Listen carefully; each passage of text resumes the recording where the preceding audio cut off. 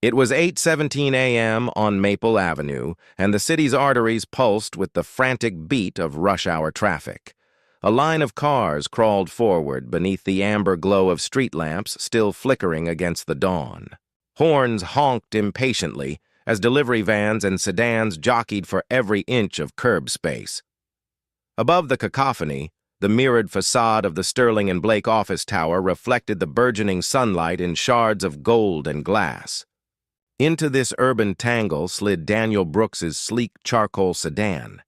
He eased to a stop in front of the building's main entrance, deftly threading between two parallel-parked SUVs.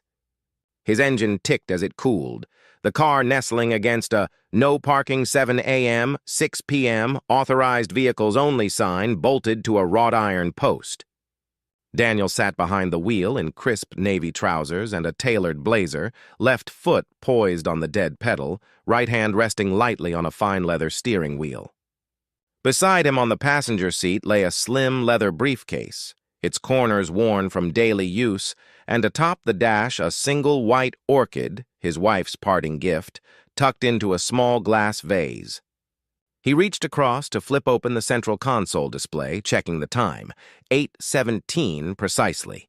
He inhaled deeply, straightening his tie in the rearview mirror. His dark hair was neatly combed, and his expression held the calm focus of a man accustomed to navigating both traffic and boardrooms with equal grace. As Daniel reached for the door handle, a uniformed parking enforcement officer emerged from behind a utility truck. Her crisp navy cap swung in the breeze, and her badge gleamed beneath the street lamp's glow. She carried a bright yellow ticket pad in one hand and a sturdy flashlight in the other. Daniel watched her stride toward him, each step measured on the concrete, the air between them charged with the promise of a confrontation. The city surged around them. Engine roars, distant sirens, the rumble of buses on their routes. Yet in the small circle of curbside concrete, time seemed to steady itself. Daniel's finger hovered over the lock button as he prepared to face the "No Parking" sign's unyielding warning and the officer's equally firm resolve. In that charged moment, his morning commute teetered on the edge of routine and reckoning. The sharp crack of a ticket writer's spray canister cut through the morning din as Officer Lydia Reynolds approached Daniel's sedan. Clad in a crisp navy jacket with silver piping and a matching cap that bore the city seal, she moved with brisk purpose. Her polished black boots clicked on the pavement, and the bright yellow violation pad in her left hand shone like a beacon against the charcoal concrete. Daniel opened his door, briefcase in hand, and slid onto the curb as she slotted a new citation form into her ticket writer. The station wagon behind them revved impatiently. A cyclist swerved around, horn blaring. Reynolds fixed Daniel with a steady, no-nonsense gaze beneath neatly arched brows, her lips set in a firm line. "Sir," she began, voice clear and authoritative, "this is a restricted zone. No parking between 7 a.m. and 6 p.m. You're blocking an authorized vehicles only loading area. I'm going to have to issue you a citation." She tapped the sign's reflective face with her flashlight, the words "No Parking" gleaming in the slanting sunlight. Daniel nodded respectfully, the corner of his mouth lifting in a half-smile that spoke of practiced courtesy. He glanced at the sign, then back at Reynolds. "I apologize, officer," he said smoothly, voice calm. "I'm here for a meeting with the firm's senior partner, just across the street. I won't be more than a minute." He offered her his most affable expression, the kind that might coax leniency. Reynolds's eyes didn't soften. She keyed the pad again, the citation number appearing in bold print. "I'm sorry, sir, but the regulations are clear.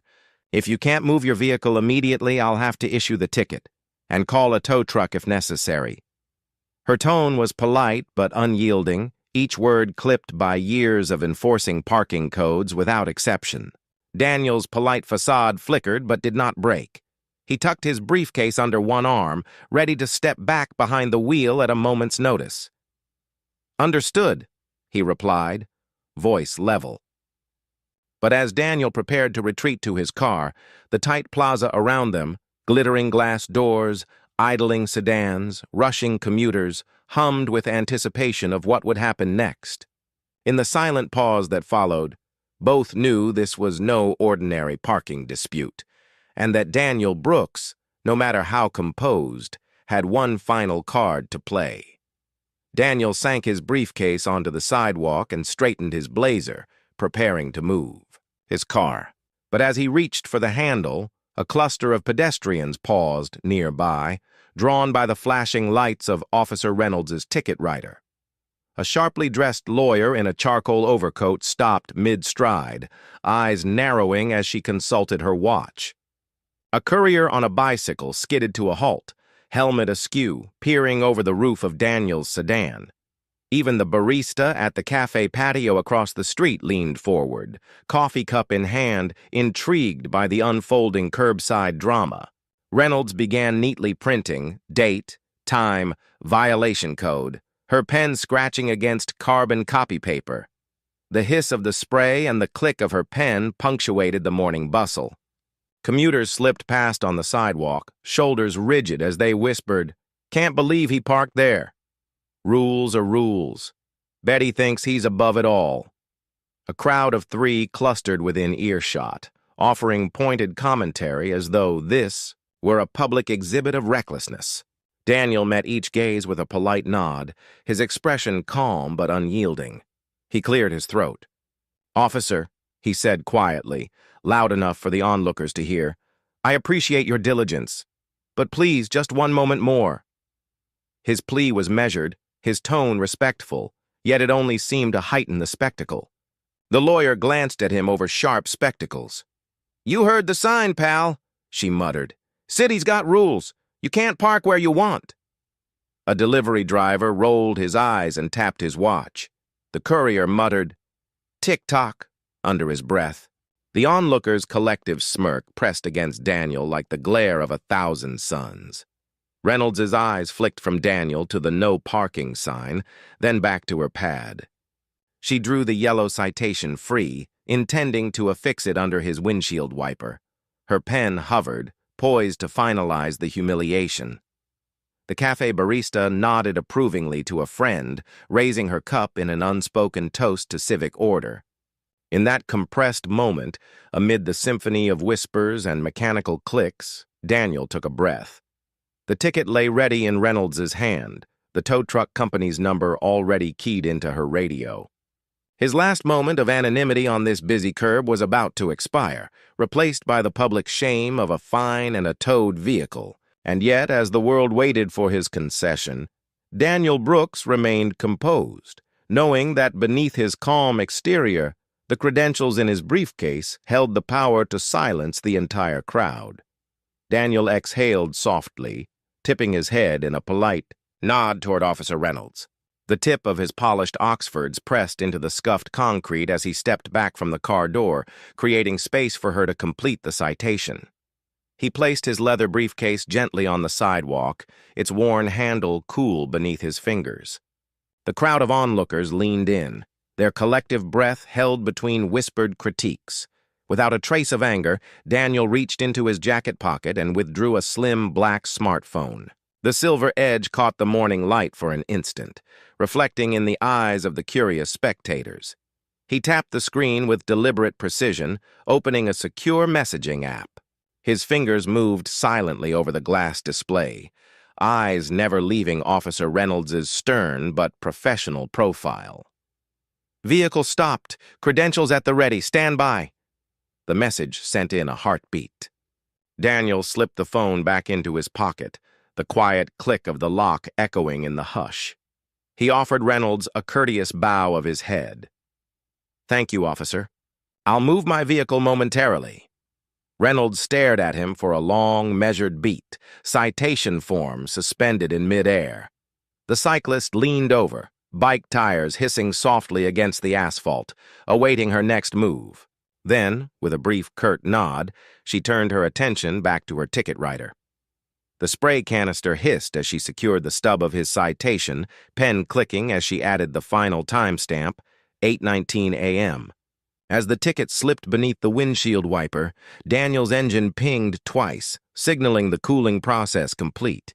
He closed the car door with a flat thud.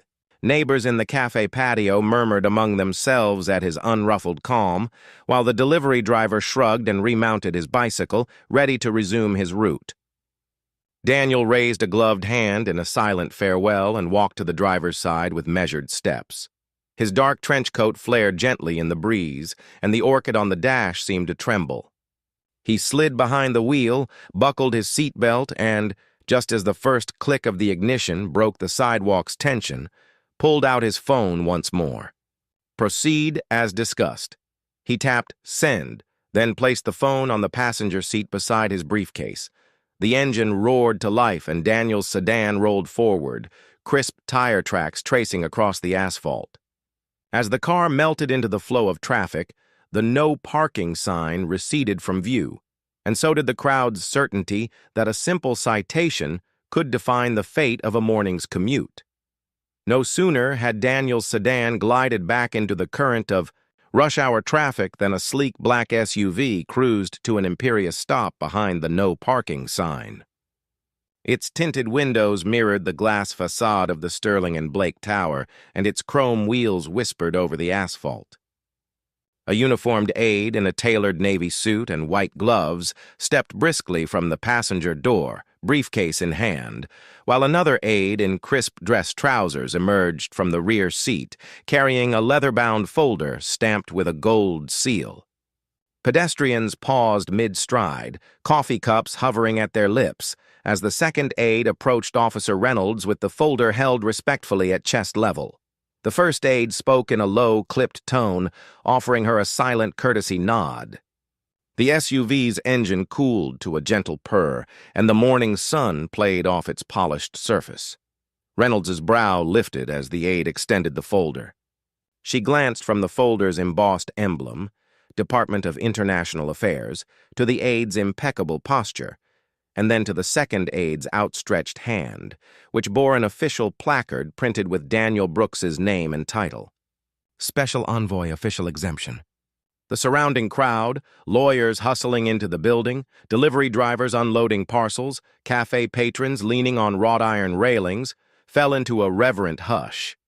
Even the distant rumble of city traffic seemed to soften as Reynolds peeled back the folder's brass clasp. Inside lay Daniel's gubernatorial credentials, a laminated diplomatic badge adorned with his photograph and insignia, and an official permit granting immediate curbside access for official government business. As she read, her expression shifted, from professional detachment to awed realization. The citation pad slipped from her grasp, the yellow stub fluttering to the pavement like a fallen leaf. The courier on his bicycle dismounted, helmet in hand, to catch a better glimpse. A woman carrying a stack of files hesitated in the crosswalk, clutching her tote as if about to applaud. Reynolds looked up at the aides, then across the street at the no parking sign. With steady hands, she slid the folder closed and extended it back to the aide.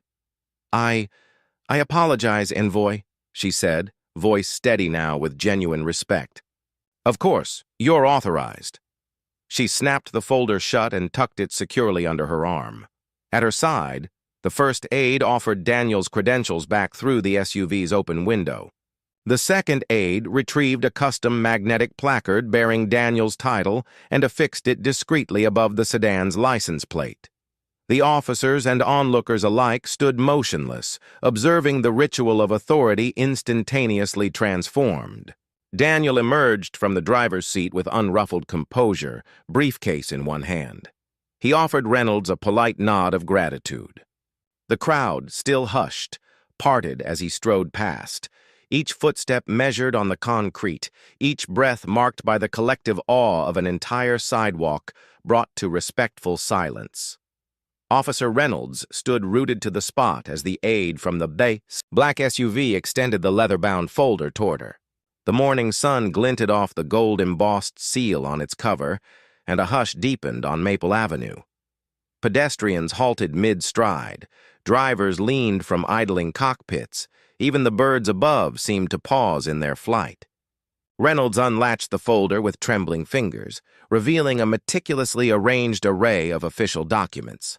On the left, a laminated diplomatic badge bore Daniel Brooks's photograph.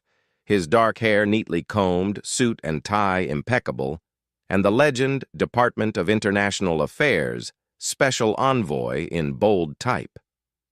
Beneath it, a stamped gold foil strip read, "Exemption granted, curbside authority," with an expiration date set 6 months out. On the right, a thick, cream-colored permit unfolded like a miniature treaty. Its header declared, "Official government business, immediate parking exemption," followed by Daniel's name, title, and a hand-signed order from the Secretary of State. A watermark pattern of a national emblem shimmered beneath the text, and an official signature sealed the page in authoritative ink. As Reynolds absorbed each detail, her breath catching on the embossed lettering, the world around her seemed to shrink. The citation pad, once a tool of civic enforcement, lay forgotten at her feet. The cyclist had dismounted to watch. The cafe patrons had abandoned their morning lattes. A lawyer paused with her briefcase still in hand, spectacles gleaming with incredulity. Reynolds closed the folder with a soft click and looked up at the first aide, eyes wide with newfound respect. "Envoy Brooks," she began, voice steady but awestruck. "I had no idea. You have my sincerest apologies.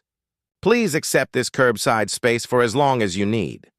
The aide inclined his head in acknowledgement, slipping the folder into a protective pouch. He then produced a custom magnetic placard emblazoned with the same diplomatic seal and affixed it just above Daniel's license plate. The placard clicked into place, its colors vivid against the sedan's metallic paint. Daniel himself emerged from the vehicle with calm dignity, briefcase in hand. He extended a courteous nod to Reynolds, who returned it with a salute, her earlier firmness tempered now by the weight of undeniable authority. The onlookers, sensing the finality of the reveal, fell into a respectful silence that felt almost sacred. In that moment, the no parking sign above Daniel's car became a mere backdrop, its strict lettering overshadowed by the insignia of statecraft. And as the aides prepared to guide Daniel into the Sterling and Blake Tower, the lesson was made clear. True privilege is not claimed, but demonstrated through credentials recognized by all. The moment the magnetic placard snapped into place above Daniel's license plate, the world held its breath. The symphony of the city's morning rush, honking horns, rumbling buses, chattering pedestrians, faded into an almost reverent hush. Even the traffic light's yellow blink seemed to pause in mid-cycle. On the sidewalk, the sharply dressed lawyer lowered her briefcase and straightened her tie, her expression shifting from smug dismissal to awed respect. The delivery cyclist replaced his helmet and removed one glove, as if preparing to applaud. Across the street, the barista at the cafe stopped mid-pour, cup poised above a saucer. She peered through the glass window, eyes wide. Officer Reynolds closed the folder and tucked the diplomatic credentials under her arm. With a single smooth motion, she tore the yellow ticket stub from the citation pad, crumpled it in her hand, and dropped it onto the pavement. The stub fluttered briefly in a stray breeze before landing face up at Daniel's feet, its bright lettering stark against the asphalt, a testament to its nullification. Daniel stepped from his sedan and retrieved the stub, examining it with a thoughtful nod before placing it in his briefcase. He gave Reynolds a respectful nod of thanks, then turned toward the polished glass doors of the Sterling and Blake Tower. His aide offered him an arm, which he accepted, briefcase in hand, and together they walked past the onlookers, their heels clicking in steady unison. As Daniel and his aide ascended the building's revolving doors, the gathered crowd broke into spontaneous, hushed applause. It was a gentle murmur, paced and sincere.